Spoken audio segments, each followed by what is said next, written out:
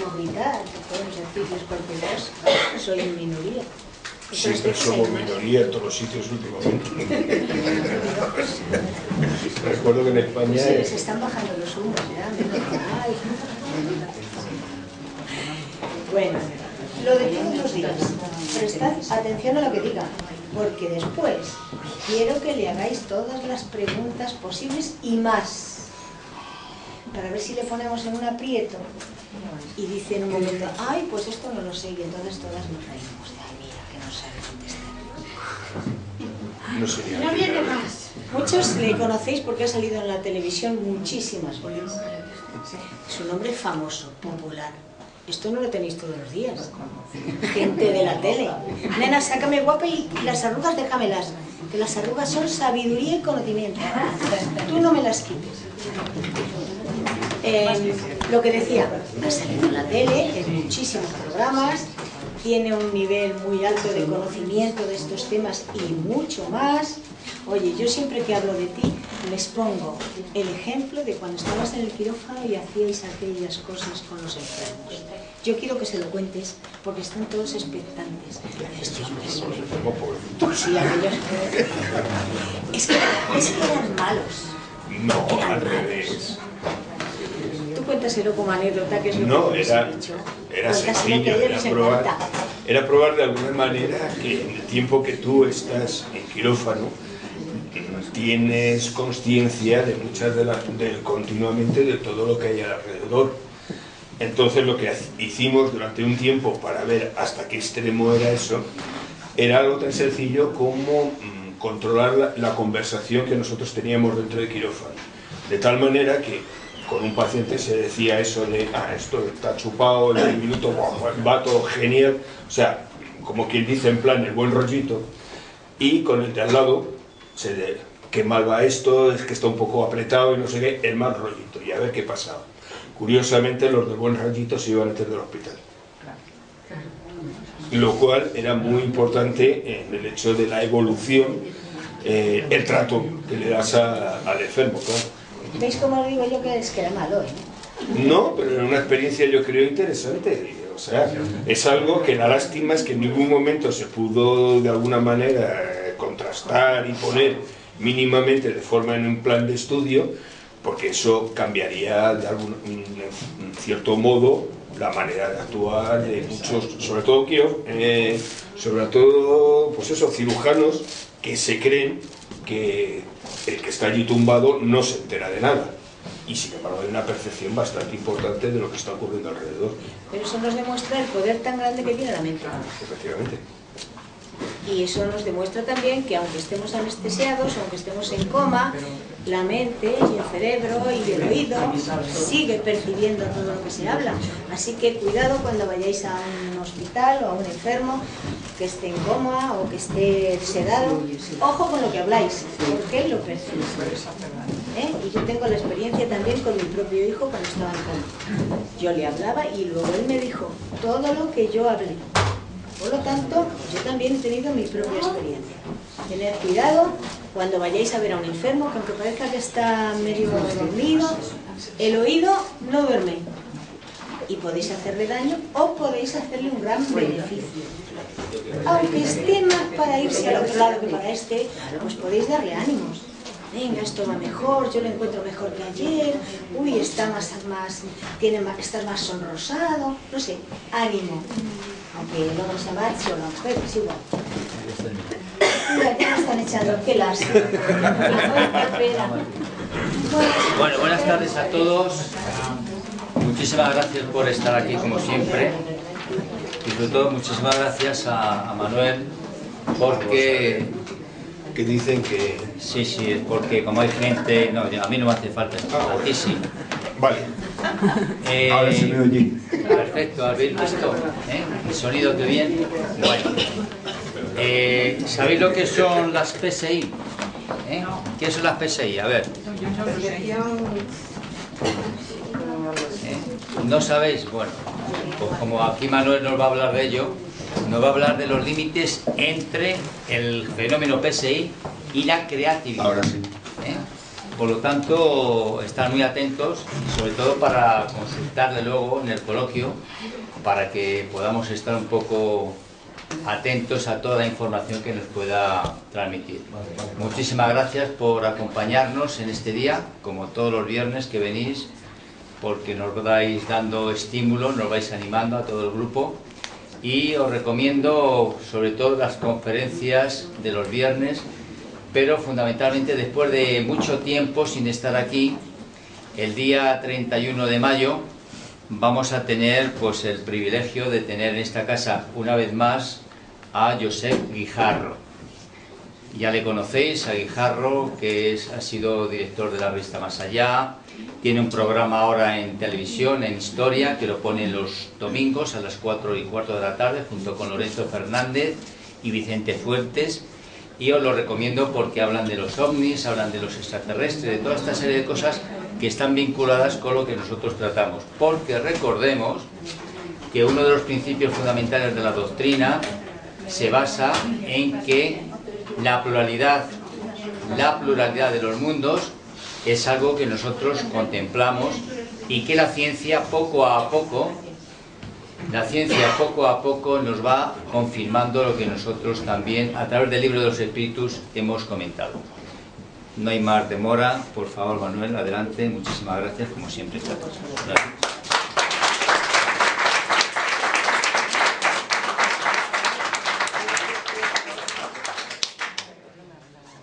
Bueno, lo primero, daros las gracias por venir, porque que yo sepa había hoy 2 o 3 partidos de esos así muy importantes, o sea que os agradezco que estéis por aquí, o por lo menos sé lo que me han contado. Yo es que el fútbol no le sigo, pero bueno.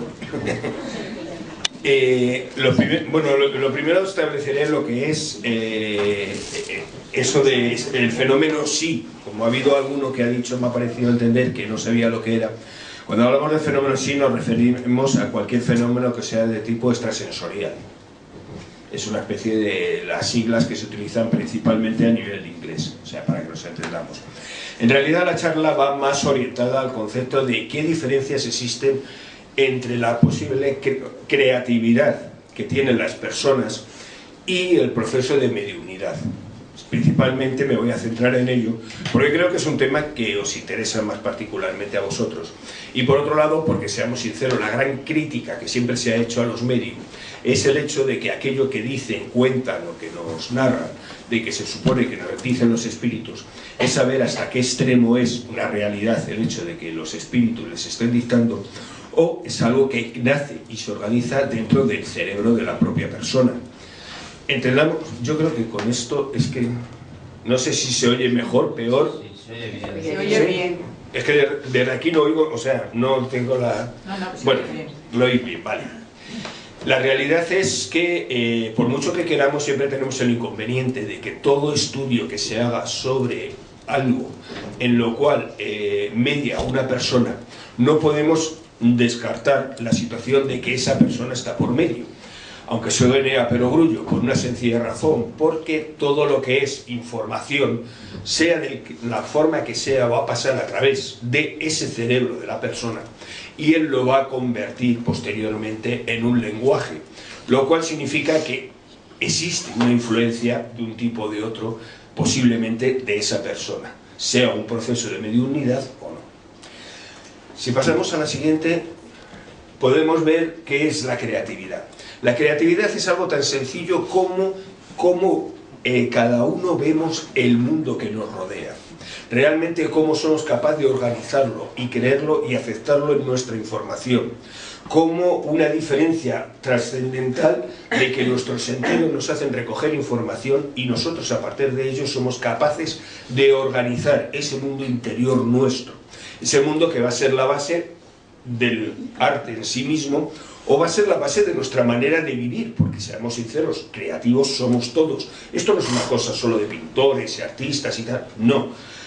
La realidad es que nuestra capacidad de adaptación al entorno que ha tenido el ser humano para llegar al extremo en el que estamos, es decir, que seamos la especie predominante en el planeta, ha sido única y exclusivamente por nuestra capacidad de crear, de tener una creatividad que nos permite actuar sobre el entorno, por muy dañino y muy molesto que nos resulte. Esa situación ha hecho que la especie humana se haya extendido de tal manera, lo cual no voy a decir si es bueno o malo, cada uno tiene sus ideas, pero la realidad es que la creatividad va directamente unida a lo que es el ser humano en sí, su capacidad por encima de todo. Si pasas a la siguiente, pero realmente la creatividad, ¿de qué depende? Pues la creatividad va a depender directamente de puntos muy concretos, como pueden ser la convicción interna de la persona, de sus motivaciones y de su capacidad para usar el lenguaje. Es decir, realmente la creatividad nace de comprender un poco el concepto en el cual la persona intenta interaccionar con el entorno.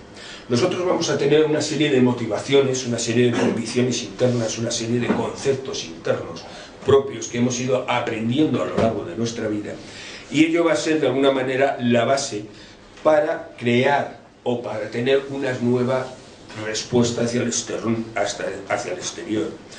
Esas vivencias previas que tendremos van a permitir en un momento determinado crear una respuesta. Si tenemos un estímulo externo, el que sea, nosotros podremos responder si previamente hemos tenido toda una serie de experiencias personales que nos permitan entender qué es ese estímulo exterior. O sea, si tú vas por la calle y ves un objeto grande con ruedas que se te viene encima, si tú has tenido una experiencia previa de saber que eso es un camión, evidentemente tú podrás reaccionar. Y tu acto en relación a cómo reacciones estará establecido en función de tus convicciones internas, es decir, de si consideras que es un peligro o no, de tu motivación, si en un momento determinado consideras que debes salvarte o no, y sobre todo de la capacidad de tu lenguaje o movimiento en un momento determinado. Cuando me refiero al lenguaje me refiero a capacidad de respuesta en concreto, de tal manera que en esos tres conceptos tú podrás tener una respuesta de una forma u otra, es decir, o te apartas del camión o te quedas en medio y que la historia acabe como pueda. La realidad es que esto es tan sencillo como el hecho de que los procesos que nosotros vamos a realizar a lo largo de nuestra vida para adaptarnos al entorno y para crear nuevas situaciones que nosotros podamos entender, van a proceder principalmente de un nivel, de una cantidad importante de los procesos inconscientes que nosotros realizamos. Todo esto no se realiza de forma consciente. Generalmente la creatividad no la organizas tú porque decidas hacer. Hay técnicas para aprender a mejorar la creatividad y para organizarla de alguna manera, pero su base es por sumación de conceptos inconscientes, ideas propias inconscientes que tú tienes, y que ello va a permitir que de alguna manera la persona pueda realizar una respuesta en relación a ello. Esta respuesta dependerá principalmente, de la siguiente, de la singularidad de la persona, es decir, todos somos diferentes, por base. Todos tenemos, o sea, somos iguales a nivel de la ley, pero que entendamos que todos somos diferentes. Nadie ha tenido dos vidas absolutamente iguales, por lo tanto sus procesos de enseñanza y de preparación han sido completamente diferentes de una persona a otra. Eso va a hacer que la respuesta que todos tengamos sea diferente, de alguna manera, en nuestro proceso creativo. En ello van a influir todos los aportes de otras personas, es decir, toda la información que nosotros recibimos, sea por una conversación, sea por una lectura, sea por un programa de televisión, sea por lo que sea, eso va a quedar almacenado y va a tener una serie de modificaciones para adaptarse en nuestro subconsciente, para poder nosotros luego, posteriormente, asociarlo a las nuevas ideas y entender qué es lo que viene. Y, sobre todo, todo este proceso dependerá, por encima de todo, de las circunstancias de la propia vida de la persona. Es decir, la singularidad y los aportes de las otras personas dependerán de la vida que él tenga y su relación con el entorno. O sea, una persona que viva en un medio más o menos académico, por decirlo así, tendrá un nivel de información mayor que, por ejemplo, una persona que viva en el campo. ¿Por qué? Pues porque directamente por el entorno le obliga a tener que estar más informado, mientras que a lo mejor el del campo, pues en ciertos términos más académicos no tendrá mucha idea, pero sin embargo nos podrá enseñar mucho más cómo funciona el clima o qué es lo que ocurre cuando llueve o no llueve, cosa que, señores de ciudad, pues, seamos sinceros, nuestra preparación es nula. Es decir, que depende totalmente de cada persona tener una capacidad de creación diferente del que tenga al lado. Todos somos diferentes a ese nivel. Podemos modificarla, podemos mejorarla, pero la base de cada uno va a ser completamente distinta. Todo esto va a hacer, sin duda alguna, que el proceso creativo presente una serie de claves que creo que es interesante verlas, porque de alguna manera luego podremos contrastarlo con ese otro proceso que es el de la mediunidad. La primera clave, por encima de todo, es un conocimiento en el campo de que se está creando. Es decir, si tú quieres, por ejemplo, escribir un artículo sobre un tema, pongamos lo que sea, o sea, el crecimiento de las plantas, pues lógicamente primero tienes que saber sobre lo que vas a escribir y por lo tanto necesitas tener un nivel de documentación, una serie de datos, una serie de conocimientos muy altos, porque si no tu capacidad creativa quedará más disminuida, porque si no tienes unos datos de base de los que empezar, difícilmente vas a conseguir sacar algo nuevo, eso está claro. La segunda clave es que es inductivo, es decir, no es un proceso absolutamente consciente.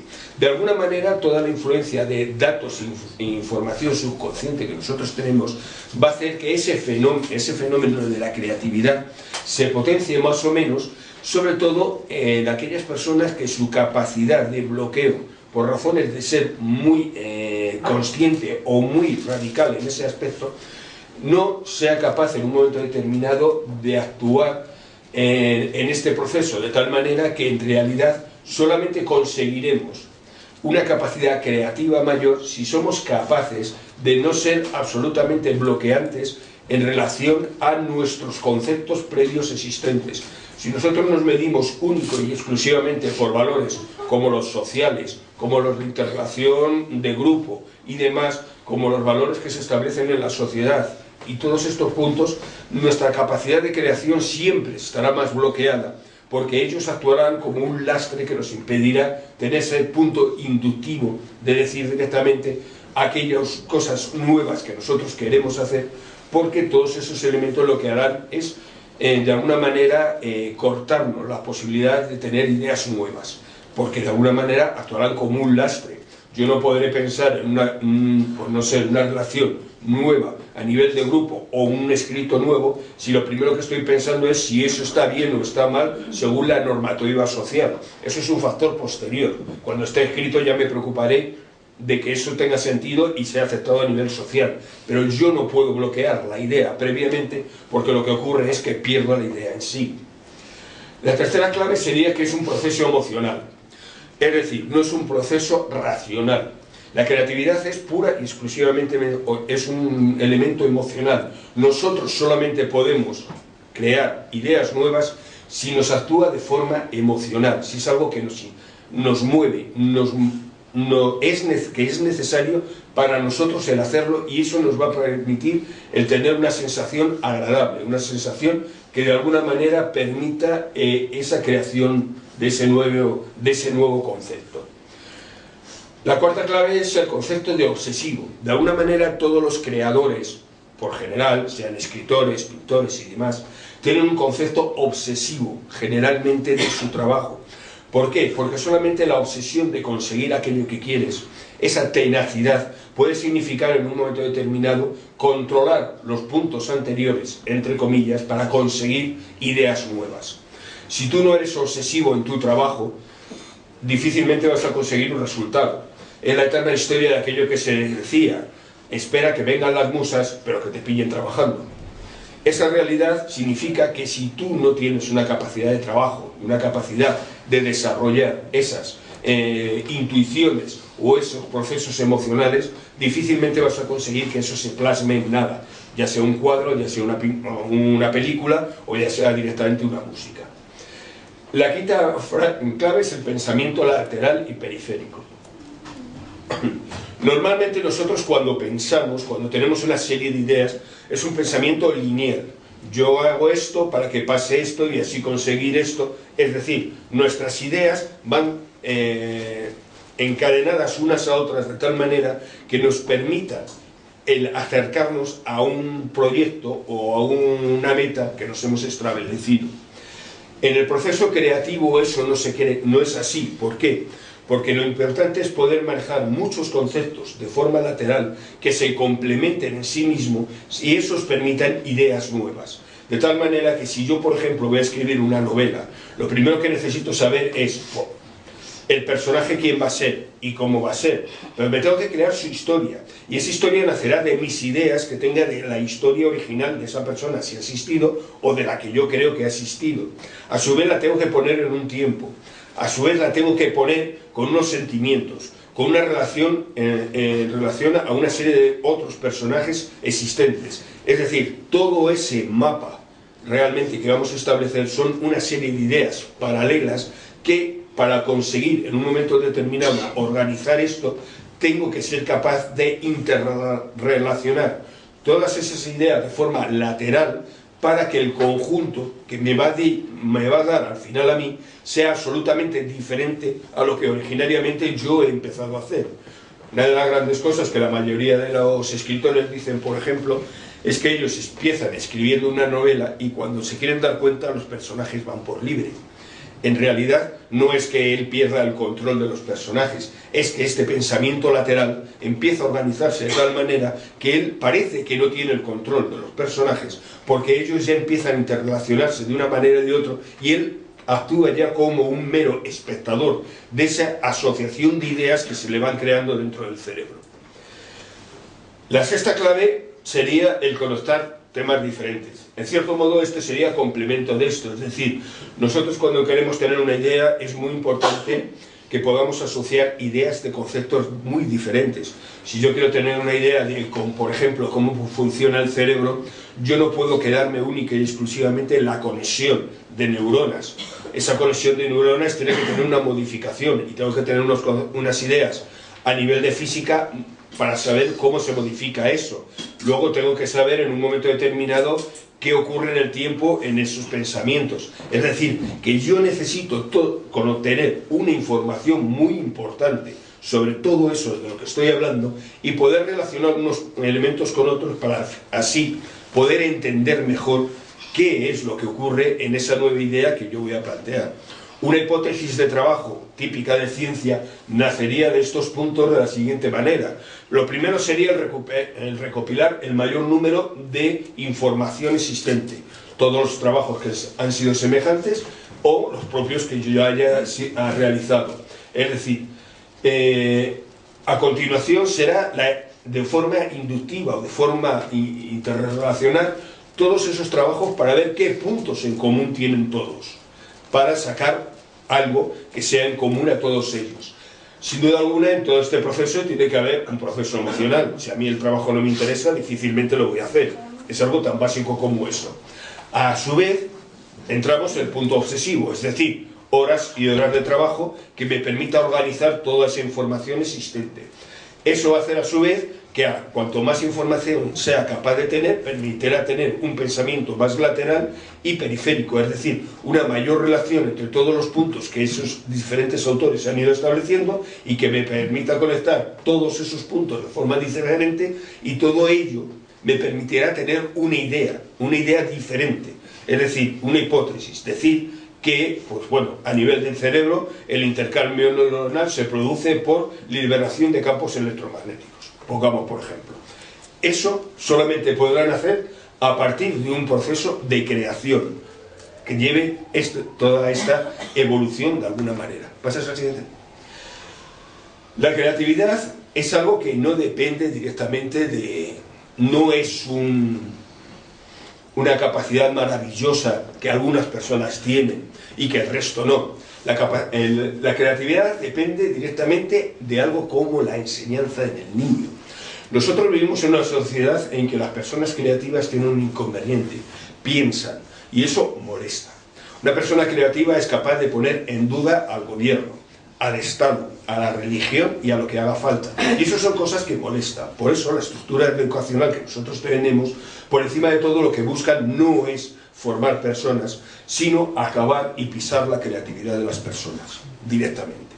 ¿Por qué? Porque es más importante tener personas bien tabuladas y bien controladas que tener personas con ideas independientes. Una estructura de enseñanza, como puede haber en algunos países del norte de Europa, en la cual no existe en ningún momento la clase establecida como lo que nosotros conocemos, es decir, el profesor está para completar las dudas de los alumnos que van realizando trabajos sobre los temas que les imponen.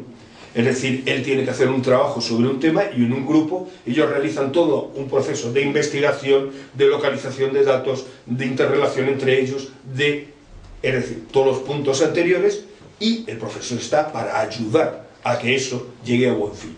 Aquí no, aquí todos sabemos cómo funciona la enseñanza.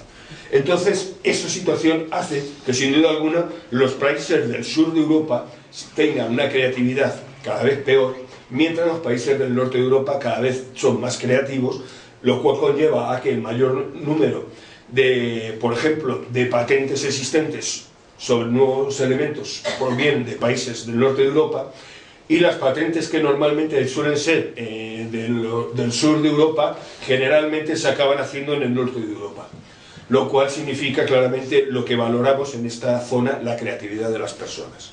Porque la creatividad no depende nada más que de conceptos muy concretos, de enseñarle al niño a estar seguro de sí mismo, de tener un apoyo sobre sus propias ideas. Hay que valorarle sus ideas, aunque sean chorradas, pero hay que valorarle sus ideas, son sus inicios de independencia y de creación. Hay que enseñarle también a que él valore sus propias ideas, aunque no sean las mismas que las tuyas. Lo importante es que él tenga ideas diferentes y que luego el tiempo, o las circunstancias, o la enseñanza, le irá ajustando esas ideas hasta qué extremos son útiles o no útiles. Depende de que se le aporten todos los conocimientos necesarios para poder diferenciar, no única y exclusivamente lo que se establece en un momento determinado de que le va a ser útil mañana. A lo mejor cosas que no le son útiles mañana le van a dar una variedad muy alta directamente de conocimientos que le permitirán diferenciar lo que es no la realidad, sino hasta dónde se puede llegar y el límite, si existe, de las cosas. Los típicos libros de ciencia ficción y de fantasía no son pérdida de tiempo, son una manera de que el niño aprenda de que el mundo puede llegar a límites que él no se plantea de ninguna otra forma. Es una enseñanza necesaria y, sin embargo, en este país los infravaloramos a límites absolutos. Depende de que se valoren sus ideas, es decir, el niño necesitará esa creatividad y solo será cuando alguien desde fuera le apoye en lo que dice, mínimamente, lo suficiente para que él entienda que aquello que está aportando tiene sentido. El hecho de decirle, niño, no digas tonterías, es bloquear directamente su creatividad, y eso vamos a conseguir lo que estamos teniendo, niños cada vez más cortos, con menos inteligencia y con una menor creatividad, que lo único que les interesa es repetir frases establecidas de televisión porque creen que eso mola mucho. Depende de que las reglas sociales sean eso, reglas sociales, pero que en ningún momento coarten su libertad. ¿Por qué? Porque es muy importante que él, con el tiempo, aprenda a valorar los elementos que son necesarios en la sociedad y los que no son necesarios, porque esos pequeños cambios a nivel de las reglas sociales son las que han permitido que alcancemos los niveles de libertad y de desarrollo que hoy en día tenemos, lo cual hace que sea necesario que en ningún momento esos puntos se coarten, porque dejaremos de seguir creciendo en ese aspecto. Y ante todo es muy importante que no, a la hora de enseñar a los hijos, no establezcamos esos mensajes de tipo básicamente restrictivos y esquizoides. Cuando me refiero a un mensaje de tipo restrictivo y esquizoide, me refiero al típico de niño, eso no se toca, pero cuando a mí me interesa. Es decir, normalmente el niño, si corre, qué gracioso es, o si corre, qué peñazo es. Entendámonos. El niño no entiende y no diferencia si él molesta o no molesta. Lo que tenemos es nosotros que ser capaces de hacerle entender que hay momentos en que molesta y hay momentos en que no molesta. Si nosotros hacemos única y exclusivamente el mensaje restrictivo y de forma esquizoide me refiero a que hoy vale y mañana no, eso lo único que conseguimos son niños atemorizados que a la larga perderán toda su creatividad. Luego, de alguna manera, con estos puntos, me pasas a la siguiente, entendemos cómo funciona un poquito la creatividad. Cada vez más los últimos estudios van estableciendo una cosa muy concreta, y es el hecho de que la creatividad es un paso intermedio entre la consciencia normal que nosotros tenemos y la espiritualidad del ser humano. Solo la espiritualidad puede llegar a ese nivel de liberación a la cual todos en cierto modo buscamos, pero solamente se consigue a través del proceso de creación de una personalidad creativa. De tal manera que lo que sí está claro cada vez más es que desde esa conciencia en la cual nosotros tenemos de forma habitual, podemos tener dos caminos paralelos de evolución. Uno que sería directamente hacia la psicopatología, esa situación de la enfermedad mental de personas que tienen una serie de situaciones y conceptos que no le permiten en un momento determinado adaptarse bien al entorno del que tiene, y a través de él estaríamos pues cosas como una personalidad paranoide, esquizoide o obsesiva, que por desgracia es lo que tenemos, no voy a decir el 100% de las personas hoy en día, pero casi es lo que tenemos. Es una personalidad con dificultad para dormir, con un nivel de ansiedad relativamente alto, muchas veces que no sabemos por qué, estar con ese estado continuo de depresión, aunque en realidad tampoco sabemos por qué. Todas esas situaciones, me temo que por desgracia están más metidas dentro de ese juego de personalidad un poco psicopática, que no llega a ser tan importante como para desconectarnos del entorno en el que estamos, pero que sí nos crea una situación, y es sencillamente que no somos felices. Es así de sencillo. Sin embargo, una personalidad equilibrada, una personalidad que de alguna manera tú te adaptas bien al entorno, va a estar establecido como una personalidad creativa, va a ser capaz de que la persona responda, y responda a cualquier problema del entorno directamente, porque no tiene ni miedo, no tiene situaciones extremas, no tiene situaciones en las cuales él no sea capaz de utilizar su información, seguir ese proceso que hemos visto y ser capaz de responder al entorno. Y lo digo desde la situación de poder ser atropellado por un camión al hecho de escribir un libro. En ambos casos, una personalidad creativa nace y única y exclusivamente para conseguir esos resultados, el conseguir algo nuevo, algo diferente, algo que le mejora su adaptación al entorno, sea como sea. Y el paso siguiente de esa personalidad creativa sería la personalidad espiritual, es decir, esas personas que llegan en un momento en que su vida ya no es tan unida a este entorno material en el cual nos movemos, que tienen una tendencia principalmente a sentirse unido al entorno absoluto y que son capaces de adaptarse totalmente a lo que hay en el entorno. Esa situación, que sería un paso más allá de una personalidad creativa, cada vez existe menos, por desgracia, y hoy en día, pues bueno, la recordamos en los santos y gente así, que en su momento dicen que ocurrió, pero que en la realidad hoy en día apenas conocemos, por la sencilla razón de que es un nivel en el cual normalmente es que ni nos acercamos, porque por desgracia andamos en la otra rama. Ese es nuestro gran problema. Pasas a la siguiente. Pero ¿qué ocurre en la mediunidad? Hasta aquí hemos visto de cómo una persona, en un momento determinado, por unas circunstancias propias de sí mismo, de esos 200 y pico, casi 300 gramos que tenemos dentro del cráneo, ese elemento que es el cerebro, del que me paso siempre la vida hablando, somos capaces de crear y de organizar ideas nuevas, de dar al exterior.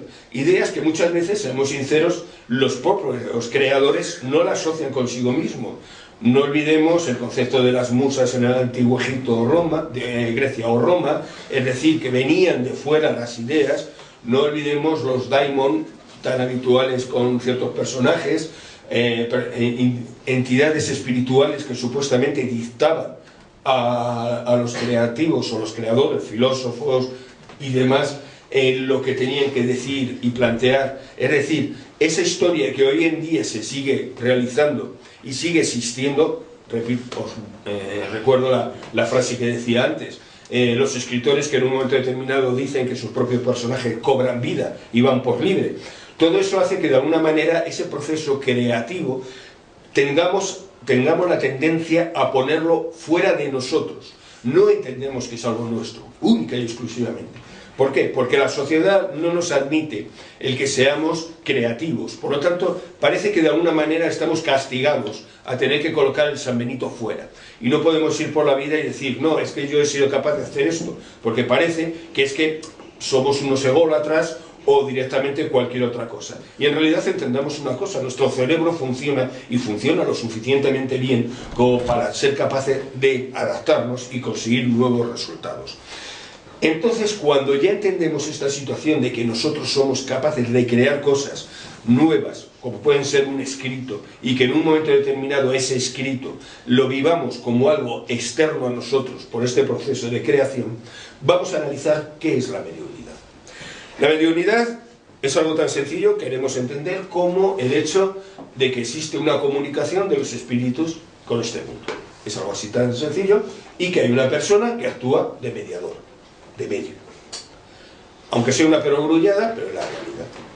El proceso se va a realizar siempre a través de esa persona o medio. Es decir, tenemos que valorar siempre que existe o no existe, no lo sabemos, una influencia de la propia persona en el mensaje que recibimos. Si aceptamos al 100% que existe la mediunidad como este concepto, la información llegaría directamente desde el espíritu a la persona, pasaría la información a palabras que son las que saldrían después, palabras dichas o escritas, dependiendo del sistema que vaya a utilizar.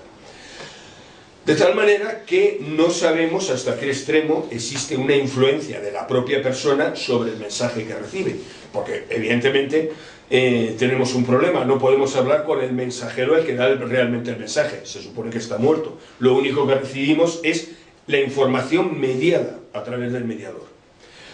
Este proceso tiene que tener la característica, por encima de todo, de que la persona, el mediador, el medium, debería saber hasta qué extremo es una información externa o una información propia del mismo. Lo que pasa es que el problema es que las personas generalmente no sabemos muchas veces valorar hasta qué extremo eso es así, cuando empezamos considerando que nuestras propias ideas a veces las valoramos como si fueran algo externo a nosotros. Por lo tanto, no es muy fácil que el medium sea capaz de valorar y de diferenciar perfectamente al 100% si está recibiendo un mensaje externo o es una información que él está añadiendo. Y el gran problema que existe después es que muchas veces, muchas personas que tengan contactos espirituales suelen tener el problema de la exageración de sus propios mensajes. Es decir, esa vivencia en un momento determinado a la hora de contarla fuera, podemos hacerlo de dos maneras: dudando de lo que nos está ocurriendo, lo cual sería lo más lógico. Yo puedo tener un mensaje espiritual de una entidad, sea la que sea, y decir, bueno, yo creo que, o directamente hay que valorar ese mensaje por encima de todo. El gran problema que tenemos es que tenemos por lo menos en Europa y Estados Unidos, o sea, en el mundo occidental, tenemos el inconveniente que la mayoría hemos nacido y crecido en una religión de tipo impositivo. Esa religión ha establecido, claro, que solo los milagros son válidos para demostrar la existencia de estos fenómenos.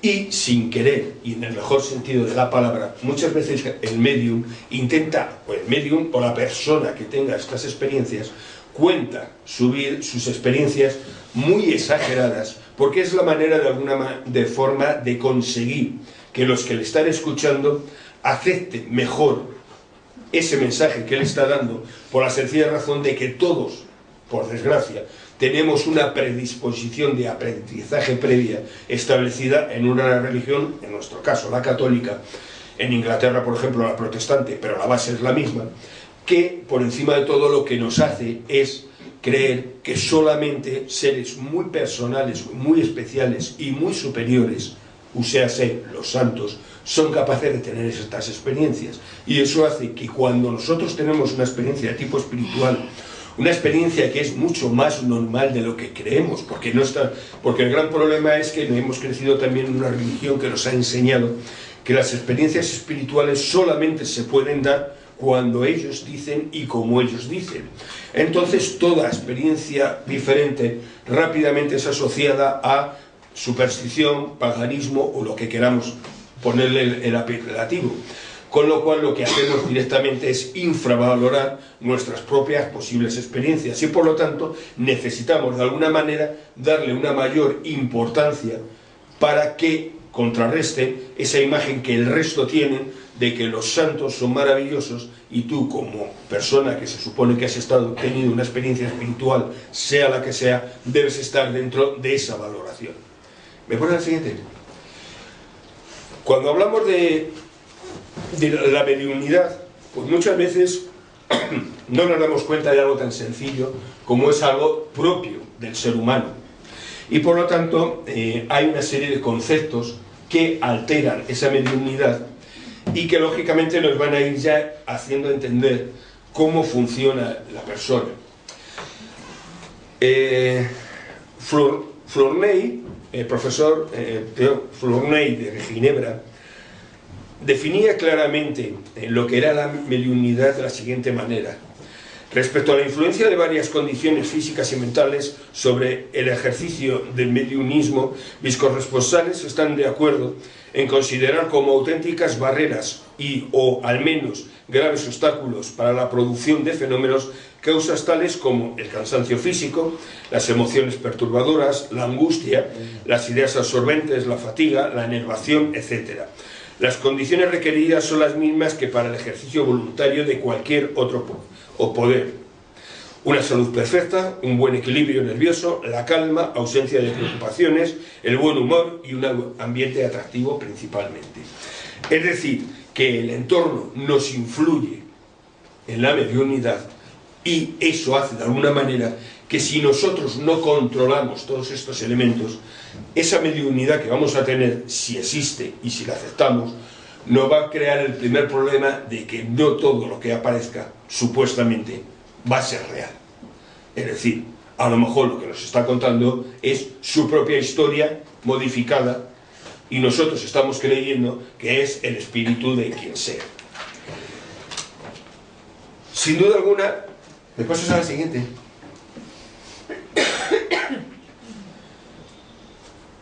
Sin duda alguna, nosotros tenemos que tener en la mediunidad una serie de conceptos como teníamos en la creación. Si nosotros queremos tener una creatividad y tener una idea creativa, necesitamos tener unos conceptos de utilización. Pues en la mediunidad pasa lo mismo. Sin duda alguna, una persona que tenga un conocimiento sobre el espiritismo siempre tendrá mayor facilidad de actuar como medium que una persona que no tiene ni idea de qué va esto. No creo que haga falta explicarlo, es lógico. No buscamos lo que no sabemos, evidentemente.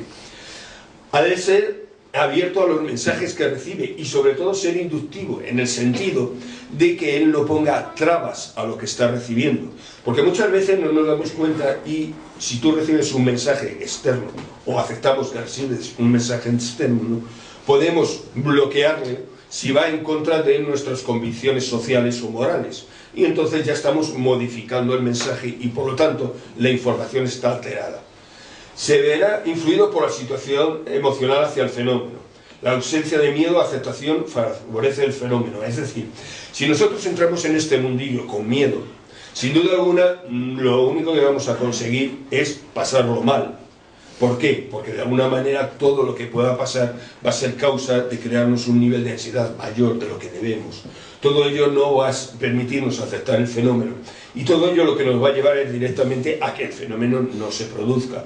Por lo tanto, lo primero que tenemos que conseguir es que a nivel emocional, como ocurría en la creatividad, sea algo que nos interese. Si a mí no me interesa el espiritismo como sistema de comunicación, el meterme en ello lo único que voy a hacer es meter la pata descaradamente, porque antes o después tendré alguna respuesta de tipo negativa propia de mí, no digo de entidades espirituales, por el miedo que eso antes o después me va a crear. Es importante no tener ideas preconcebidas en relación al fenómeno, por una sencilla razón, porque si nosotros preconcebimos qué es lo que tiene que pasar, lógicamente nuestra voluntad está bloqueando toda la información que pueda llegar, sea esta consciente, subconsciente o de fuera, pongamos el caso. Todo ello va a hacer de alguna manera que es necesario que nosotros tengamos que ser abiertos a toda esa información que nos llega, por la sencilla razón de que lo que pueda en un momento determinado llegar, si nosotros queremos bloquear, no lo aceptamos, vamos a crear el problema de que bloquearemos directamente el sistema de comunicación. Y sobre todo estar abierto a nuevas ideas. Vamos a ver, las creencias religiosas tienen el inconveniente de ser por encima de todo bloqueadoras. Todas las religiones establecen una serie de conceptos morales establecidos que lo que intentan de alguna manera es conseguir que las personas no sean creativas, no pienses. El espiritismo nació en su momento como una idea revolucionaria en ese aspecto. No había dogmas y nunca los ha habido. Hay consejos, hay tendencias, hay ideas que de alguna manera pueden dar más información, pero en ningún momento ha habido ideas bloqueantes. Hasta el extremo de que, por ejemplo, en España, antes de la Guerra Civil, teníamos hasta 4 movimientos de tipo espírita completamente diferentes. Teníamos el kardeciano puro, teníamos el que seguía una línea kardeciana posterior con una influencia católica bastante importante, y luego teníamos 2 movimientos directamente que eran ateos, por base. Es decir, que no tenemos que bloquear las ideas, porque todos tienen algo que aportar. Los movimientos ateos desaparecieron en la Guerra Civil. Los que fueron hacia Sudamérica fueron más los de base de tipo católica, que son de alguna manera los que nuevamente nos han vuelto a nosotros. Pero entendamos de alguna forma que no tenemos que concebir la idea que nos presenten como una idea claramente bloqueadora, porque eso es el primer paso para que la propia mediunidad deje de existir. ¿Nos pasa ese siguiente? ¿Qué sistema de comunicación tenemos? Bueno, esto es un poco en plan general, vamos a ver, yo creo que eso ya lo sabéis, en la comunicación directa, por la palabra, y luego una serie de técnicas indirectas, escritura, pintura, música, etcétera, y demás. ¿Por qué pongo esto? Por una razón muy sencilla, porque ahora voy a analizar con vosotros 5 casos concretos de mediunidad en los cuales puede haber confusión entre la capacidad mediúnica y la capacidad creativa de la persona. En situaciones un poco extremas, es decir, no me voy a meter en el típico mensaje que en una sesión un medium dice que un espíritu le ha dicho, ahí no me meto, sino busco una situación mucho más extrema, en la cual sea posible en un momento determinado intentar contrastar esa información de alguna forma, fácilmente, y que exista un proceso de creación claro. Entonces, para ello, si me pasa la siguiente, podemos entender que por encima de todo vamos a tener la duda en estos 5 casos de qué es imaginación del medium y qué es comunicación externa. Y vamos a ver si conseguimos analizarlo y hacernos realmente la idea de qué es lo que tendríamos que medir para poder diferenciar estos 2 puntos. ¿Me pasa el siguiente? El primer personaje es un tal Thomas Powers James, que me imagino que la mayoría no conoceréis. Pero pasas a la siguiente, para poder entender la obra de este hombre, tenemos que hablar de un señor muy diferente, Charles Dickens. Charles Dickens muere el 9 de junio de 1870, pero esto no fue una cosa inesperada, el hombre estaba bastante estropeado ya.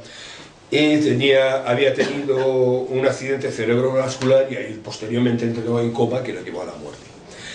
Lo importante de este caso es el hecho de que esta persona, Thomas Powers James, en un momento determinado saltó a la popularidad por una razón muy concreta. Dickens, cuando muere, deja inconclusa una novela que era por primera vez, él escribía una novela de tipo semejante de suspense, semejante a las que podía haber hecho anteriormente Poe, o que en aquel momento un Conan Doyle, o sea, posteriormente haría Conan Doyle, o que en un momento determinado personas como Willie Collins estaban empezando a dar a conocer a nivel de la literatura general. Dickens decide escribir esa novela, en un momento determinado escribe una serie de páginas y fallece. Y se convierte en la novela inconclusa de Dickens. Exactamente se llamaba, que seguro que si no lo digo directamente me equivoco.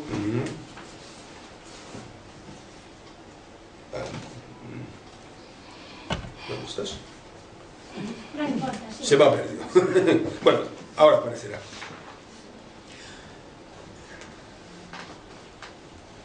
Bueno, la realidad es que en un momento determinado queda esa novela inconclusa y en 1873 una impresora de Vermont empieza a decir que hay una persona que ha entrado en contacto directamente con Dickens y que está escribiendo por escritura automática lo que queda de la novela. Claro, aquello crea una pequeña revolución en un momento determinado. Si pasas a la siguiente, me parece que ahí directamente tenemos el libro. Ahí le tenéis. No me acuerdo. La realidad es que esta persona, Thomas Powers James, empieza a escribir y se mantiene desde la Navidad del 84, de 1840 hasta directamente, desde la Navidad del 72 a julio de 1873, él va escribiendo continuamente páginas y páginas y páginas que hacen más de casi 4 veces el texto que originariamente había dejado Dickens escrito. Él completa el libro y curiosamente esta persona, una vez acabado el libro, desaparece. No se vuelve a saber más nada de él. El libro lo podéis encontrar, se vende en Amazon, lo encontráis en inglés, en español me parece que no existe, porque aquí como bueno, las cosas no se entienden muy bien, pues está claro que las obras completas de Dickens llegan a un momento y la obra inconclusa sigue siendo inconclusa en nuestro país. La realidad es que este señor en un momento determinado crea todo tipo de dudas y de enfrentamientos entre críticos y demás existentes de la época, mientras unos, para ellos estaba claro que Charles Dickens había acabado su novela, para otros evidentemente estaba claro que aquello era una estupidez y no tenía ni pie ni cabeza. Evidentemente volvemos al problema de siempre, si alguien me explica para qué sirve un crítico, algún día lo aceptaré. Alguien que generalmente ni ha escrito una novela, ni ha escrito un libro, ni ha hecho una película y se dedica a criticar el trabajo de los demás, generalmente nunca ha entendido muy bien su razón, ¿no? Incluso suelo hacer el chiste de borde de que aquel que decide lo que los demás tienen que hacer es un proceso maníaco y suelta en el tratamiento. Pero la realidad es que la obra de Powers estuvo durante un montón de tiempo, de alguna manera, en entredicho, por su realidad. Lo cierto es que hoy en día, seamos sinceros, se publica en el Reino Unido de forma continua la obra de este personaje y se considera, por lo general, que tanto la manera de escribir que tiene, como incluso la caligrafía, si pasas a la siguiente, que tenía Dickens, que no era precisamente muy fácil, es bastante representativa y bastante semejante a la que realizaba este señor a la escritura automática. Powers fue realmente controlado, por decirlo de alguna manera, por Charles Dickens y creó aquello. Pues evidentemente hay muchos datos a su favor y sobre todo el hecho de que fue una cosa circunstancial. Este señor acabó la novela y desapareció.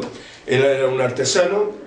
Cuando acabó la novela siguió en su trabajo y a nadie le preocupó realmente hasta qué extremo podía en un momento determinado este hombre haber seguido escribiendo o no. Pero la realidad es que su obra quedó ahí y siempre será uno de los grandes misterios que se unen a la obra completa de Charles Dickens, que su última obra de misterio que queda inacabada fue escrita desde el otro mundo. Y con la característica de que precisamente Charles Dickens fue una persona que estuvo en contra del espiritismo durante toda su vida, porque consideraba que de alguna manera era todo un montaje, y sin embargo, pues no sé, si está en el otro lado, seamos sinceros, tiene que tener un cierto grado de sentido del humor un poco negativo, después de su última obra acabar como acabó, ¿no? Escrito por medio de escritura automática.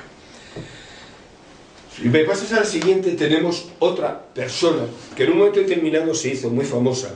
Estamos hablando de Catherine Miller, que bueno, se hizo famosa con el apelativo de Ellen Smith, como una medium muy importante, principalmente que se dio a finales del siglo XIX en la Suiza francesa.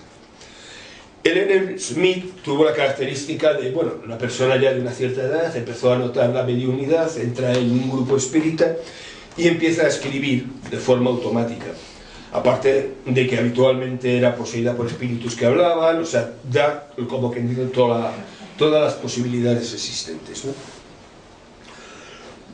¿Por qué se hace famosa esta persona? Pues sin duda alguna porque escribe 3 ciclos muy importantes de libros, en los cuales, bueno, el primero empieza como María Antonieta escribiendo sus historias y sigue con una serie de autores creando un ciclo real que se establece.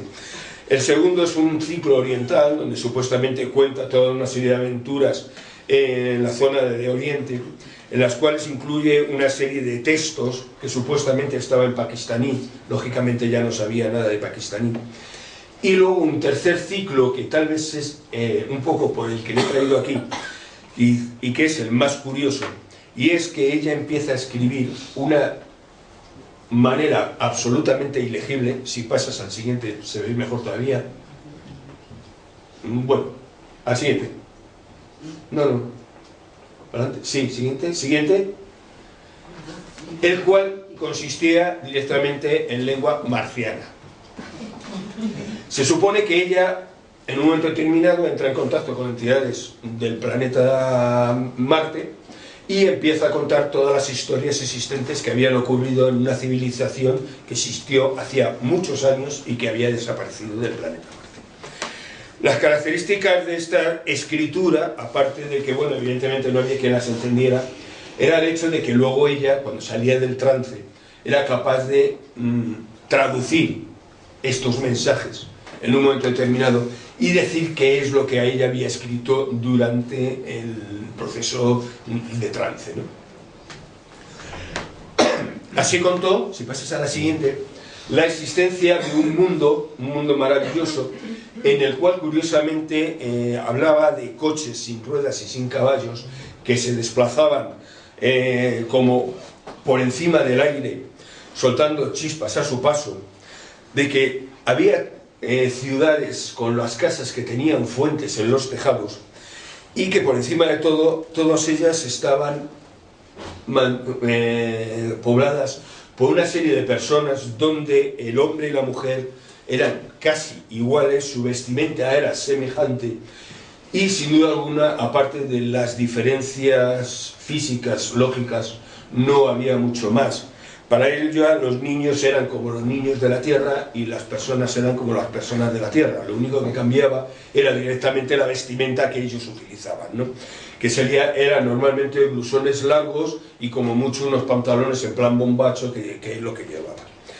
La realidad de estas historias, pues bueno, pues no se sabe muy bien hasta qué extremo es, pero en un momento determinado existe por medio un psicólogo, Theodore Flournoy, que en 1894 entra en contacto con esta persona y empieza a realizar toda una serie de pruebas para ver todos estos mensajes y demás que va ocurriendo. Total, que toda su historia la lleva a un libro, si me pasa al siguiente, llamado De la India al planeta Marte, en el que cuenta todas las experiencias y todos los estudios que él realiza con esta persona. Sin duda alguna, el valor de este caso es que esta mujer, bueno, se tira un montón de años escribiendo estas historias y por encima de todo es el hecho de que Flournoy establece que aquellos idiomas, sobre todo que ella plantea, son relativamente dudosos. El supuesto pakistaní que ella hablaba, que no era pakistaní, tenía alguna palabra en sánscrito y como mucho, y el resto era todo inventado. Sin duda alguna tenía una precedencia en un momento determinado, de una historia de que su médico pakistaní tenía el humor negro de escribir dedicatorias en sánscrito. Y de alguna manera no se sabe hasta qué extremo esta mujer recogió esa información y lo utilizó posteriormente de forma consciente o inconsciente, no lo sabemos. Lo que sí está claro es que cuando analiza el supuesto marciano, lo que se encuentra es una modificación del francés, donde toda la estructura gramatical es el francés, pero la diferencia es que utiliza palabras que ella directamente se ha inventado. Luego, de alguna manera, existen dos casos diferentes. Un primer caso, el del anterior, en el cual la duda se crea hasta qué extremo existe un mensaje desde fuera, y aquí como la creatividad de la propia persona es capaz de crear un mundos tan sumamente maravillosos que, seamos sinceros, al pobre Flournoy al final le echaron de las sesiones por decir estas cosas, porque claro, todos estaban convencidos de que esta mujer estaba recibiendo mensajes de los marcianos. La credibilidad de las personas a veces es muy exagerada y hay veces que necesitamos creer en cosas aunque nos estén demostrando que no son ciertas. Pero lo cierto es que esta mujer en su momento escribió estos libros, consiguió publicarlos y tuvieron un éxito bastante importante en su momento, hasta el extremo de que rápidamente otros medios empezaron a recibir todo tipo de mensajes de marcianos, venusianos, jupiterinos y de todo personaje posible existente en el sistema solar. Cosa que en cierto modo, pues seamos sinceros, dura hasta hoy en día. O sea, la canalización, cuántos venusianos están escribiendo continuamente. Pues sin duda alguna habría que analizarlos de esta manera y a lo mejor nos encontraríamos pues el mismo problema, que no le podemos dar mucha importancia a lo que vienen en los mensajes existentes. Eso sí, os lo recomiendo, los de Marte como novelas de ciencia ficción son muy buenas. Pasas a la siguiente. Otra persona también muy interesante y que tal vez también es el contrapunto del anterior es Rosemary Brown. Rosemary Brown es una persona que ya con una cierta edad empieza directamente, ella nace el 27 de julio de 1916, más o menos para que yo vaya localizando, y muere el 16 de noviembre del 2001, o sea, que estamos hablando de hace 4 días, dentro de lo que cabe. Esta mujer, su característica es que en un momento determinado tenía unos pequeños conocimientos de música, seamos sinceros, pero en proceso de tipo mediúnico, en una serie de reuniones que establece, empieza a componer una serie de sonatas que ella asociaba a una serie de autores, grandes autores, Liszt, Brahms, Beethoven, y que sin duda alguna siempre crearon el problema de que hasta qué extremo era verdad. Estamos hablando de una persona que realmente ya vivía de ser cocinera de una escuela. O sea que su preparación académica tampoco era muy importante.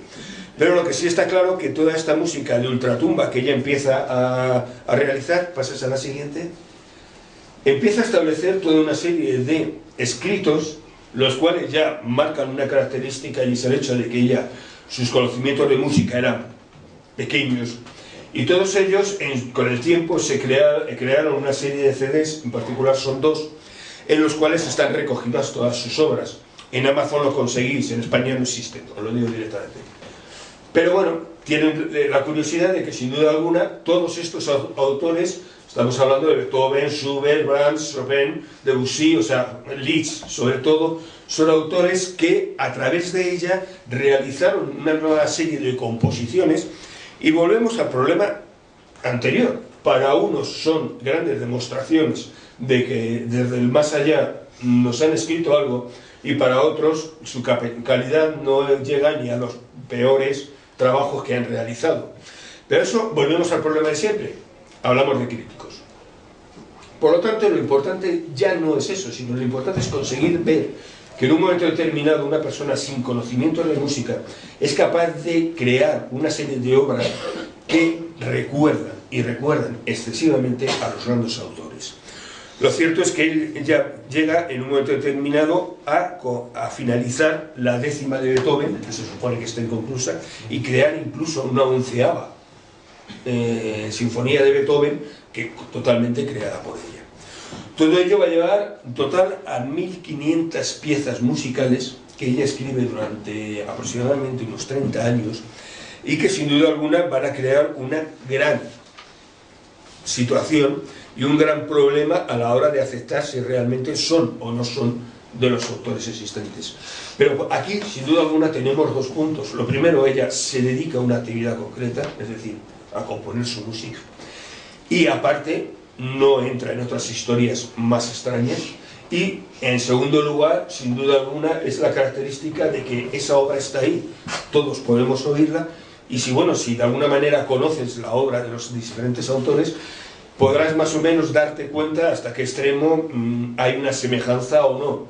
Lo cierto es que os puedo decir que muchas veces la décima terminada por ella es retransmitida por radios, por ejemplo, creyendo que es la original, cuando no se han dado cuenta de ver que esa es la obra completada por una señora llamada Rosemary Brown, cuando en realidad la parte final no pertenecía a Beethoven. Lo cual quiere decir que aunque sea el señor que la pone en la radio, está claro que su capacidad de diferenciación o no es muy alta o directamente no es capaz de diferenciarlo, lo cual dice mucho a favor de la obra de esta mujer. Si pasamos al siguiente, bueno, sí, pasemos al siguiente ya. Sin duda alguna creo que le conocéis todos, ¿no? Sí. El señor Luis Gasparetto le he traído aquí en particular porque es una de las personas más polémicas que haya creado la mediunidad a nivel de este tipo de mediunidad de supuestamente contrastable por el hecho de que una entidad del más allá con una capacidad creativa actúa a través de él para crear nuevas obras.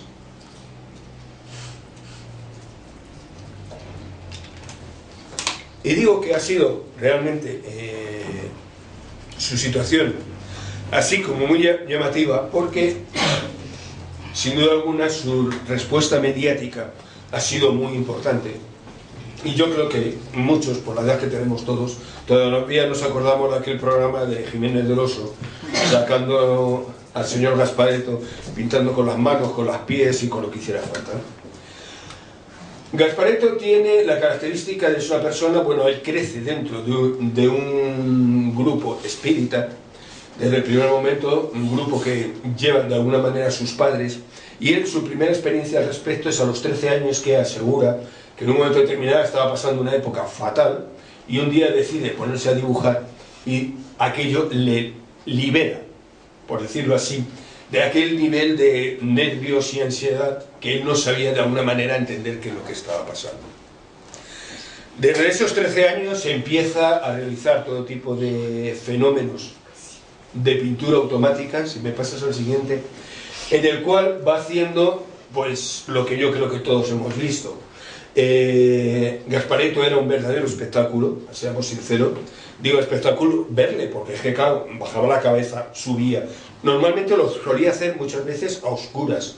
Cuando lo hacía con la luz, muchas veces era peor todavía al verlo, porque acababas de los nervios, porque te daba la sensación de que en cualquier momento se iba a dejar la cabeza contra la mesa.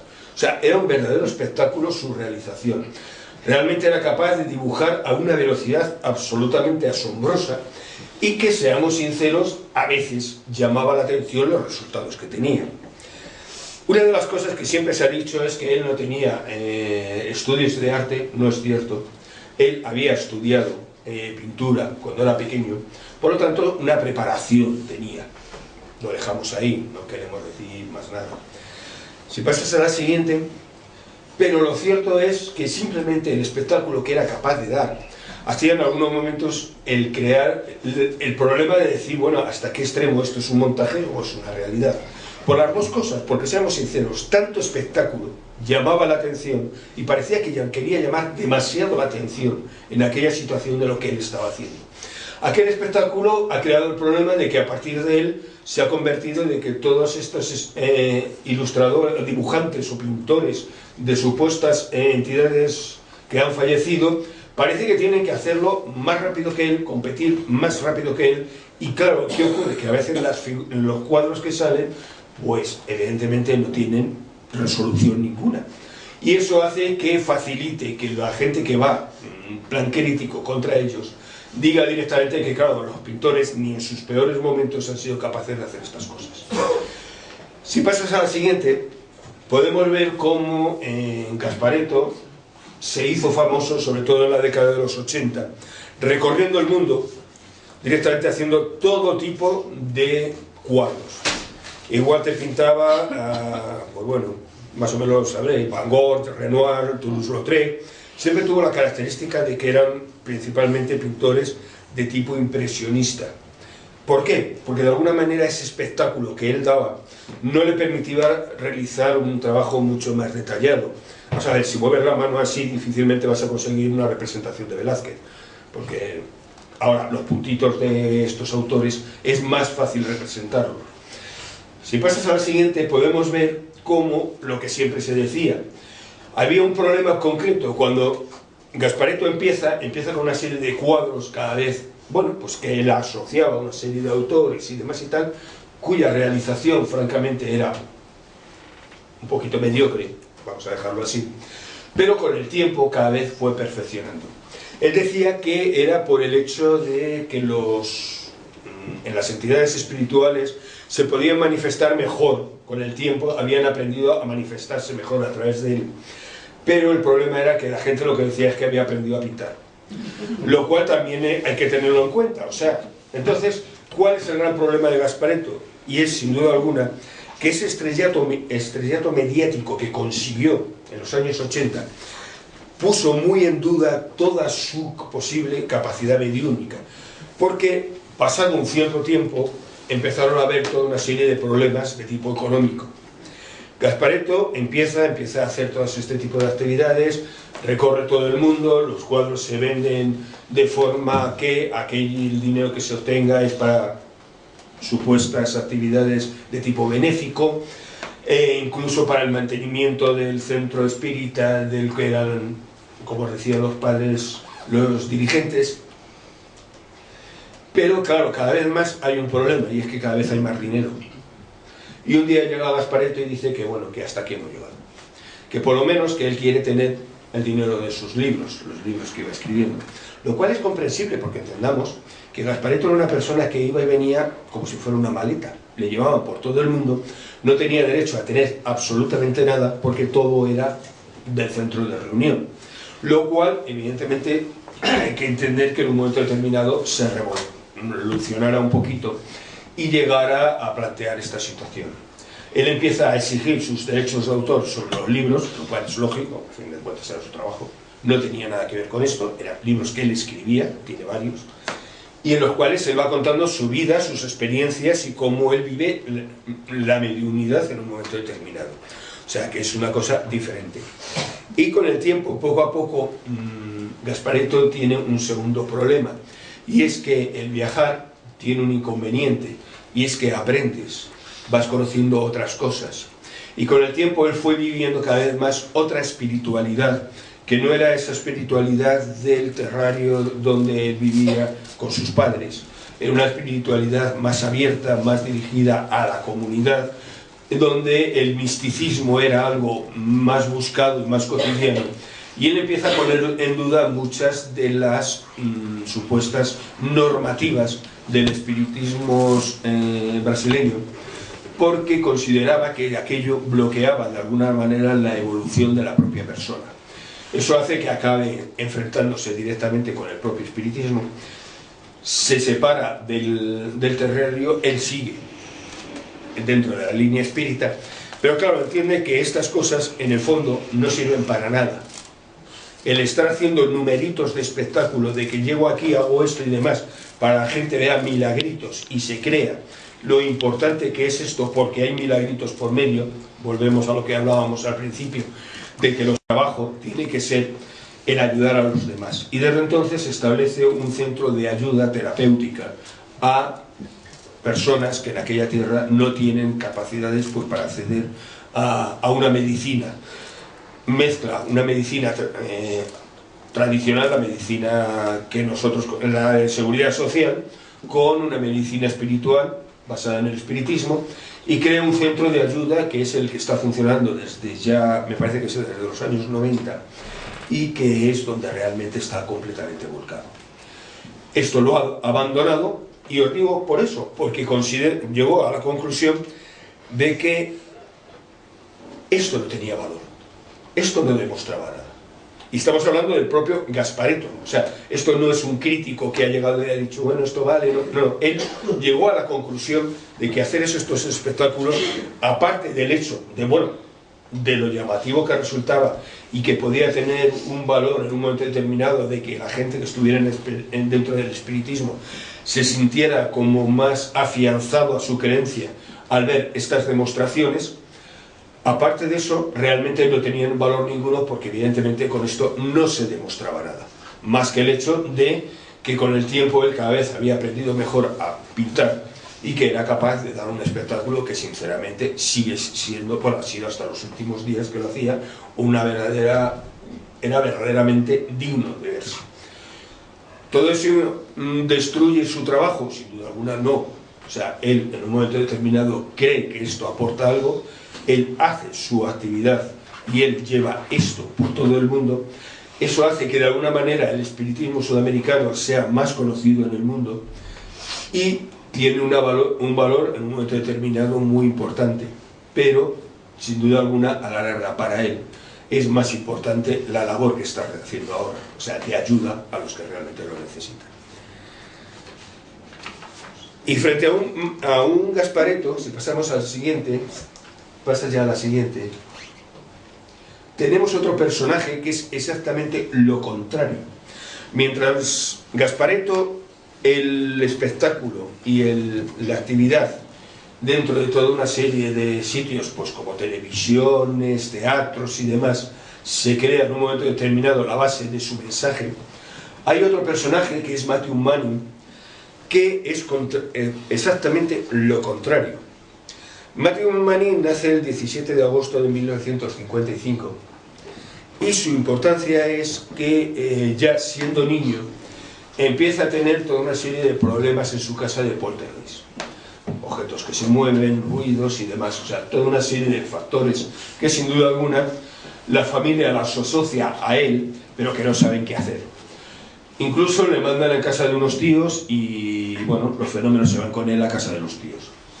Cuando llega y le internan en un colegio, los fenómenos van al colegio y hace la vida un poco imposible a todos sus compañeros, sobre todo de cuarto y demás, que tenían que ver cómo continuamente pues, las camas aparecían atravesadas o cómo había ruidos continuos en la habitación donde él normalmente solía estar. Y esta situación se va a mantener hasta que un día, por curiosidad, él empieza a hacer una cosa que es la escritura automática. Empieza a escribir, al realizar un trabajo, tiene que realizar un trabajo de clase, y cuando se da cuenta, se encuentra que él ha perdido la consciencia, no se da cuenta cómo ha escrito aquello, pero el trabajo estaba escrito. Lo importante de aquella situación no es que tenga una experiencia de mediunidad de escritura automática, sino que aquello disminuye el número de fenómenos paranormales existentes a su alrededor. Es decir, él aprende que si utiliza esa capacidad de alguna manera, el descontrol que se produce en el poltergeist desaparecía. Y a partir de aquel momento él empieza con la escritura automática, escribe todo tipo de textos que en el colegio, o sea, en el centro en donde estaba, muchas veces no sabían ni cómo valorar, porque eran algo que dentro de lo que cabe, su capacidad de escritura y de cómo estaban escritos, se asociaba a personas con una mayor edad. Estamos hablando de un estudiante mediocre, siempre fue considerado un estudiante mediocre, y a partir de aquel momento lo que era capaz de escribir era algo que, bueno, pues él estaba muy por encima de sus capacidades. Si pasas a la siguiente, hay un libro que cuenta muy bien su vida, es este, bueno, en su momento se tradujo en España, por eso está traído la edición española, todavía se ve en alguna feria de libro antiguo y estas cosas, y es francamente interesante por ver, porque hay mucho mensaje personal, cómo él vivía en un momento determinado todos estos fenómenos. Y sin duda alguna tiene el valor de aquel que un día se encuentra con un estado espiritual diferente, una mediunidad que no ha buscado, que no ha querido, pero que aprende en un momento determinado a sacarle un valor. Y así originariamente empieza haciendo escritura automática, continúa después, si me pasas a la siguiente, realizando dibujo automático, pero como veréis no es un dibujo tipo Gasparetto, no es algo así, no, es un trabajo absolutamente cuadriculado, o sea, es un trabajo perfecto, es la otra imagen. ¿Por qué? Porque esto era capaz de realizarlo en escasos minutos, pero a una velocidad, pero nunca quería salir en una televisión. Salió en algunos programas de televisión, estuvo en muchos centros de investigación a la hora de eso, pero él no aceptaba en un momento determinado ese espectáculo porque él no quería ser espectáculo. Con el tiempo se mete en un grupo espírita, está durante un tiempo con ellos y demás, que de alguna manera encuentra una serie de explicaciones a lo que a él le están sucediendo, pero la realidad es que poco a poco va teniendo cada vez más dudas de todo aquello que está ocurriendo. Así tenemos al anterior, si haces el favor, Isaac Oliver, que era directamente un miniaturista de la época isabelina, durero, y si pasas al siguiente, o incluso su capacidad llegaba hasta el extremo de que era capaz de reproducir exactamente trabajos existentes que, según él, no conocía. Pero, seamos sinceros, la calidad con la que está reproducida, como pueda ser esta, que es la Salomé de Audrey Bradley, es lo suficientemente exacta como para que este señor tenía una memoria absolutamente fotográfica y era capaz de reproducir esto, o evidentemente aquí había algo que se salió un poco de la norma, por decirlo de alguna manera. Matthew Manny durante un montón de años sigue realizando todo este tipo de historias, pero la realidad es que cada vez más... Pasas a la siguiente. Pasa a la anterior, perdona. Cada vez más... A la anterior. O sea, dejarla de Bradley. Sí, para ver esta... Pasa a la anterior, para luego ya ver... Eso ya cerrado. La realidad es que por encima de todo... Bueno, sí, a la anterior. Vale. Bueno, se ha puesto rebelde. Bueno, la realidad es que por encima de todo Matthew Manny llega en un momento determinado en que empieza a poner también en duda que para qué sirve esas villerías que él se dedica a hacer, y en un momento determinado acaba también abandonando todas estas austeridades. Hoy trabaja en un centro de ayuda a necesitados con sus capacidades de tipo orientadas sobre todo a lo que es una capacidad médica, principalmente. Es decir, de alguna manera todas estas personas que han empezado haciendo actividades de tipo más o menos llamativas, al final han llegado a la conclusión de que, bueno, que si tienen algo, lo que tienen que hacer es directamente utilizarlo para las necesidades de la gente, ¿no? Y un poco ya a modo de conclusión y de cierre, podemos comparar en función de lo que hemos visto en los dos casos, qué ocurre realmente. En la creatividad tenemos lo que decíamos, la necesidad de un conocimiento de lo que tú estás estudiando y lo que quieres tú hacer. Curiosamente, en el espiritismo, en la comunicación, es necesario tener un conocimiento de aquello que está realizando el espiritismo y sobre todo del hecho de la actividad que vas a realizar. Gasparetto sabía pintar, Rosemary Brown sabía música, es decir, de alguna manera tiene que haber una base para que si en realidad existe alguien desde fuera que influye, tiene que haber una necesidad de un conocimiento previo para entender y explicar esa información que está recibiendo. El segundo clave sería que en los dos casos ha de ser inductivo, es decir, algo que conscientemente no sea preparado por nosotros. Es decir, que de alguna manera no seamos conscientes, no tengamos esa idea establecida de preparación de que nosotros somos capaces de crear esa nueva idea o ese nuevo mensaje. La existencia de un proceso emocional, como decíamos en los dos casos, es necesario. Si yo quiero crear una novela y no tengo interés en lo que estoy escribiendo, lógicamente no llegaré a ningún sitio. Si yo quiero tener una supuesta aceptación de un mensaje mediúnico, si yo no acepto emocionalmente que eso es una realidad, sin duda alguna no lo voy a tener. En la creatividad estaría el punto del trabajo obsesivo. Sin duda alguna, en la comunicación de los espíritus no se habla de ese trabajo obsesivo, pero lo que sí es evidente es que las personas que se dedican a ello de una manera bastante continuada. Es decir, que existe una predisposición y una preparación a nivel de formación de la persona para conseguir en un momento determinado tener esa respuesta mediúnica, aparte de todos esos conceptos que veíamos antes de que tiene que estar en buen estado de salud y todas estas características que de alguna manera favorecerían el fenómeno, lo cual pasa directamente con la persona que quiere realizar una actividad de tipo creativo. O sea, si tú tienes un nivel de ansiedad alto, si te encuentras a disgusto, si has hecho algo tan sencillo como no comer, pues está claro que no te vas a poner a pensar en cosas trascendentales, te vas a poner a pensar a ver cómo consigues comer, eso es evidente, ¿no? El quinto punto dentro del proceso creativo sería un pensamiento lateral y periférico que nos permita asociar ideas y eso nos lleve a una idea nueva a partir de lo anterior. La existencia de no tener ideas preconcebidas en el espiritismo sería un poco lo mismo, porque ello nos permitiría recibir, por decirlo así, informaciones que en un momento determinado nosotros no vamos a bloquear con nuestras predisposiciones existentes. Y en el último punto sería necesario que en la creatividad en realidad va a ser una conexión de diferentes ideas que todas ellas nos van a permitir, por esas características, crear una idea nueva. Y aquí estaríamos teniendo un proceso semejante, es decir, esa información, si suponemos que viene desde fuera, tiene que realizar un proceso casi paralelo, pero de forma que nosotros estemos siempre abiertos a que esas nuevas ideas que nos están llegando salgan al exterior y nosotros las podamos decir. Entonces, ya por la última, mediunidad diferente a creatividad, pues evidentemente es muy difícil saber si un mensaje es por mediunidad o por la propia creatividad de la persona.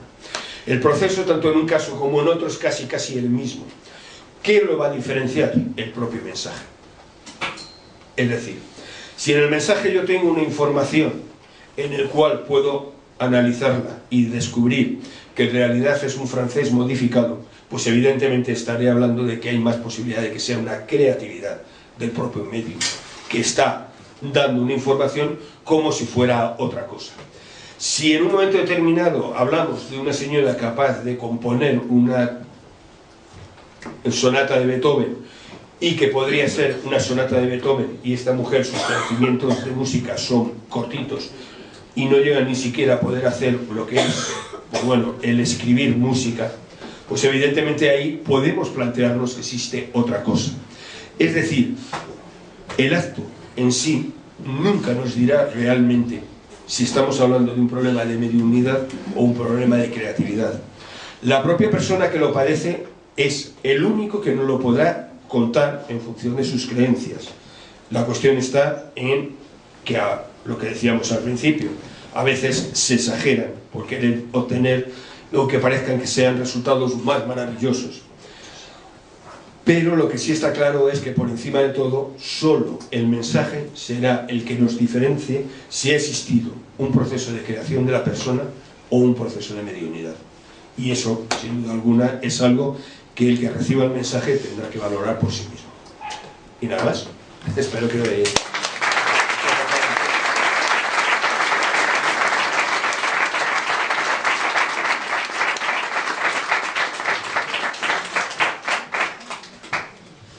Eso se llama animismo.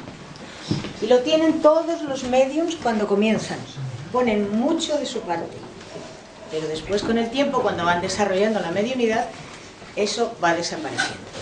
Y con respecto a Gasparetto te diré que como desde niño comenzó esa andadura de pintar, se olvidó de la doctrina, se dedicó solamente a pintar como medium.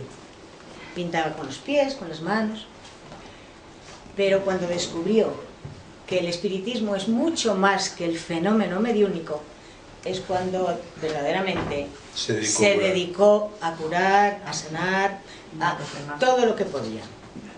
Ese es el error que cometen muchos mediums, pensar que la mediunidad es espiritismo. No, gracias a la mediunidad aparece el espiritismo, pero el espiritismo es la doctrina y la mediunidad es hablar con los espíritus. Que no todos son maravillosos, que mienten igual que nosotros, que son buenísimos igual que nosotros. Por eso, cuando un medium recibe a un espíritu, no siempre hay que creer todo lo que dicen. ¿A que sí? ¿A que no? Va a ser. No, yo no contesto. Se escapa. Eso es cosa de él. Yo quería hacerte una pregunta. Cuando no hay preconceptos, cuando viene una información de la que tú no tienes ni la mínima idea, por ejemplo, de ciencia, ¿qué me dices? Pues evidentemente que eso habría que valorarlo. Vamos a ver, o sea... Cuando vamos después a la ver. ciencia lo corrobora, ¿eh? No, si la Años ciencia lo después. corrobora, perfecto. O sea, vamos a ver, o sea, aquí no estamos hablando de si existe o no existe la mediunidad. Aquí estamos hablando de qué diferencias Sí, hay. por supuesto. Entonces, lo que tenemos que tener en cuenta por encima de todo es eso, que solamente si el mensaje que se recibe de alguna manera es contrastable o aporta algo nuevo, se podrá considerar que es mediunidad. Pero claro, hay que tener mucho cuidado a la hora de valorarlo, porque te recuerdo lo que decía, cuando Fronoy se niega a que a Helen Smith sus historias tenían algo que ver con los marcianos, le echan de las sesiones porque directamente no quieren aceptar la realidad del fenómeno. O sea, que lo importante es que seamos abiertos, y abiertos a lo que recibimos. Y si lo que recibimos merece la pena, genial. Y si realmente lo que se recibe no merece la pena, no pasa nada. Y comprobemos Y comprobarlo. si es auténtico o no, porque hay que recordar que cuando se hace mediunidad seria, no solamente viene el espíritu que a través de este señor nos va a contar una historia, porque resulta que Lola también es medium, y a través de ella viene un espíritu superior, con mayor conocimiento, y a él es al que se le puede preguntar, ¿esto cómo lo tomamos? Y él nos va a decir si es auténtico o no. De todas formas, para estar seguros de la mediunidad, primero hay que desarrollar esa capacidad tan importante, que es lo que hacemos en esta casa, los miércoles. Ayudar a las personas que tienen mediunidad a que la desarrollen adecuadamente. A ir quitándoles poco a poco ese animismo que a veces hace mucho daño, que es más su propia historia que la del espíritu. ¿A que sí? ¿Os ha gustado? Mucho. Pues le habéis dado un aplauso muy...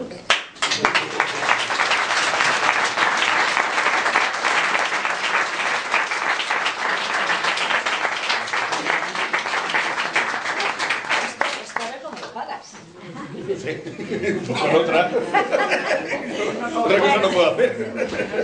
Esta semana tenemos fiestas, pero el viernes sí que hay conferencia. Y la da un compañero de la casa, nuestro querido amigo Rodrigo. Entonces, espero que vengáis también, que le aplaudáis, que le exijáis y que aprovechéis, porque él os puede contestar todo lo que hoy no habéis podido preguntar a Manuel. Él también conoce la mediunidad. Por lo tanto, aquí os espero a todos. Porque os diré algo. El miércoles no es. No, el miércoles no, el viernes. Rodrigo no es que sea medio desarrollado. En realidad todos somos medios. Pero él es adoctrinador. Significa que él habla con los espíritus. Cuando Manuel entra en trance, Rodrigo viene y habla con el espíritu. Le pregunta qué ocurre, qué necesita, qué pasa. Por lo tanto, él sabe de qué está hablando. Así que todas las preguntas que se han quedado hoy en el aire, porque esta señora habla, pero no has dado tiempo a contestar, se las podéis hacer a Rodrigo. ¿De acuerdo? Pues hasta el próximo viernes.